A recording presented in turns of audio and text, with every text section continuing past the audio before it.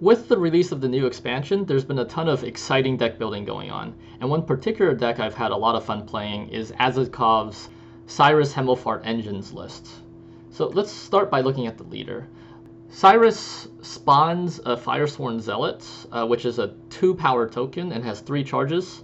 After all charges are depleted, it gains 2 coins. So it's an 8-power leader. However, you can combo the Zealots with stuff like Sacred Flame, have them come out at 3, and thus get more value out of the leader than you otherwise would. So what I particularly like about Adzikov's list is rather than just being a dedicated swarm list, it also runs a crime engine. It runs cut up lackeys and is able to fetch it from their deck with Portal, but also create more using a Horse Unsenior. So with the extra dimension of the cut up engines, which are extremely powerful, basically they do a damage whenever you play a crime. However, if you have 2 of them, they do 2 damage apiece. So with these engines, as long as your opponent isn't able to answer all of them, you have extremely powerful way to play round 1 or round 2, prevent yourself from being bled, or potentially even win round 1 and just force a long round 3 situation, which is what Hemmelfart wants. Other cards of note in the deck are Novigradian Justice, which allows you to play a Dwarf and summon it to a row. The Dwarf we're playing, of course, is Cleaver's Muscle. So Justice is not only a crime, which synergizes with the lackeys, but is able to fetch 10 points of value for 11 with Thinning and Shields. And that's just a very powerful play to shore up round 1, or even in round 3. Other cards are, we have, of course, Sacred Flame in the deck, which is the ultimate swarm card. Whenever you spawn a unit, boost it by 1, and of course it spawns 2 Firesworn Zealots by itself. So it comes in at 6, combos with Cyrus Hemmelfarts, and also a lot of our other cards in the deck. Going with that, we have Helvide, which just comes in with Profit 4, and then you can pay 2 to spawn a Zealot. Of course, this also combos with Sacred Flame. Other parts of the Swarm package include Procession of Penance, which damages itself by 6, but it reduces the damage by 1 for every Firesworn Zealot you control. So this is really nice because you can control how tall this unit gets. If you're really afraid of tall removal, you can maybe just set this at 7 so it doesn't die to Geralt. But otherwise, you can just go all the way to 10, and it's a 10 for 6, which is just really efficient for its provision cost. The last card of the Swarm package is Congregation, of course. So this just summons 3 Firesworn Zealots if you have no coins. It's also a crime, which synergizes with some of our other cards. So it's kind of pulling double duty in this deck. So that's the Swarm package. The other side of the deck is, of course, our engine package with cut up lackeys. So this is going to be the lackeys and all the crime cards. And so we already highlighted Novigradian Justice. We highlighted the Congregation. Other cards of note are Furko the Sculptor, which is able to tutor any crime out from your deck. So if you didn't draw your Justice, for example, you can just drop the Sculptor, pull the Justice out, get the Thinning, and the 10 points for a total of 12. Not bad, right, for a crime deck. Other than that, we just have a bunch of bronze crimes here. We have Dip in the Pontar, pretty straightforward. Profit 3, damage a unit by 3. The 3 damage is sometimes relevant for killing engines and the like. We have Shakedown. This just boosts an allied unit by 3. Not super exciting. This is probably one of the weakest crimes in this deck, but it's just more reliable than something like, say, Payday for the purposes of this deck. After that, we have Fistek. This is a pretty interesting one. It's just Profit 3, poison a unit. We run 2 Fisteks in the deck, so if we draw both, we can remove any unit from the board. That does seem a bit unreliable, but we have access to Furko. So this adds some redundancy. If you only draw one of the Fisteks, you can use Furko to fetch the second. The last crime is Swindle. It profits a random amount between 4 and 6. It's just a pretty nice 4 provision crime that also is a proactive play if we need it. Other than the Crying package and the Swarm package, we fill out our decks with a couple spenders. So Coerce Blacksmith, just an easy way to boost our units if we're afraid of, say, bounties, or we just need to get out of removal range. Then, of course, we have the Barsoldi brothers, Ewald and Horst. Both of them are very solid spenders in their own rights and are pretty efficient for their provision costs. And then there is Freakshow, which is just a very powerful card.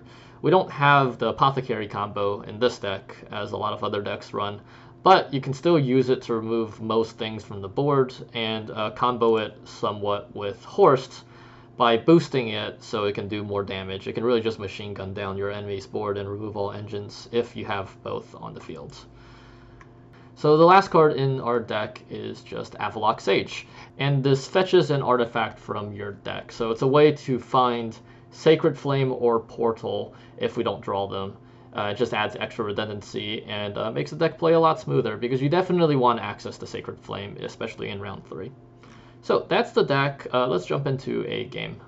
So we're up against Arachnus Queen, which is a deck with a powerful long round just like us.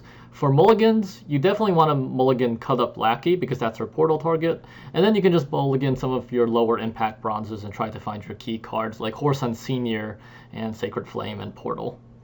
Make sure there's at least one Cleaver's Muscle in your deck also for Novigradian Justice. So to start off the round, we do kind of want to win round 1 if possible against Queen. So I'm thinking about starting with Avallac'h Sage, which will fetch the Portal from our deck. That more or less ensures the round, but it's kind of early. They might be dropping a bunch of consume targets, so I actually opt to just go for a Cleaver's Muscle instead. They go ahead, drop a Foglet, a pretty standard start for the Queen deck. At this point, I'm still thinking, should I drop the Portal, should I not? I just decide to go for it.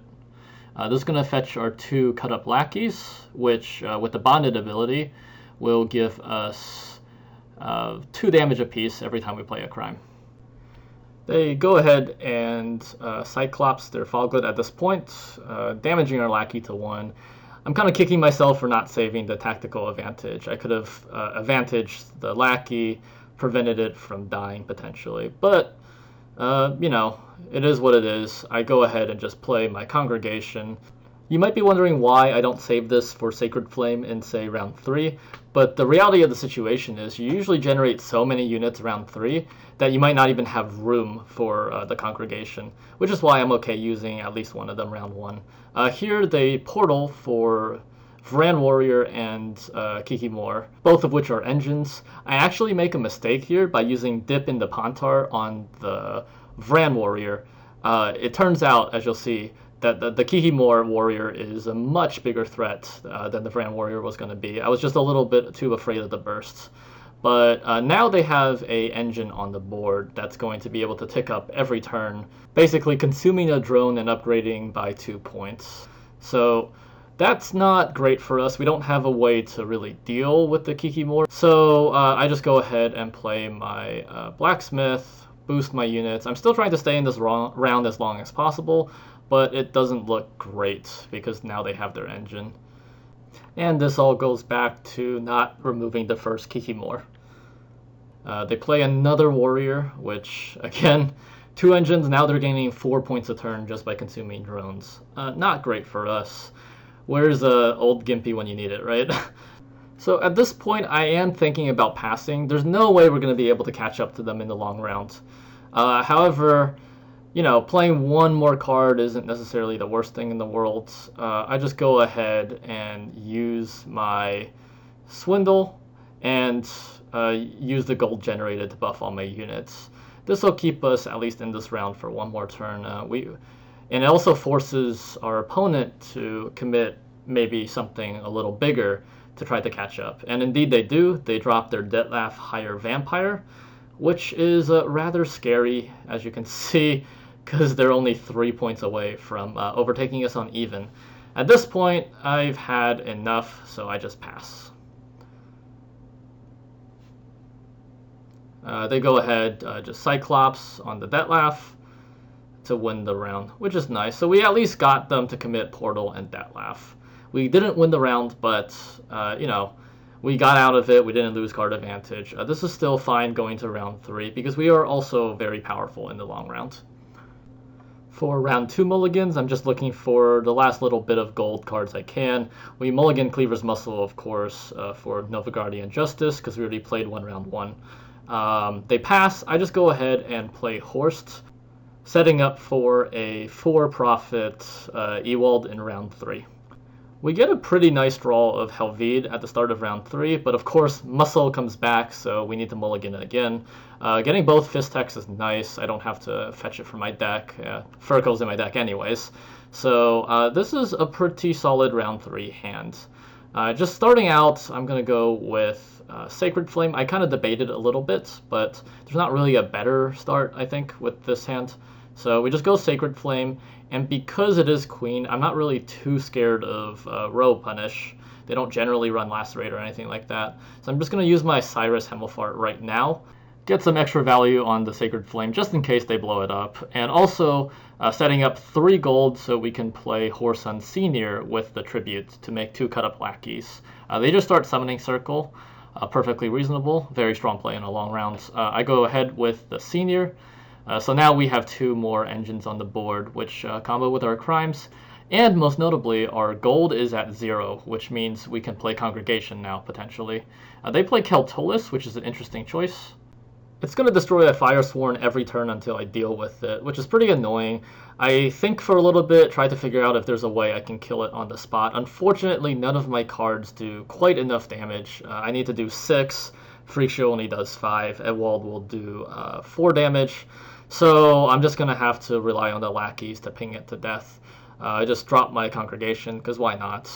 Keltolis is going to be able to claim another victim on their turn, but what can you do, right? So here they think for a while. Right now, the board is strongly in my favor, but with Queen, that can change very rapidly depending on what they have in hand.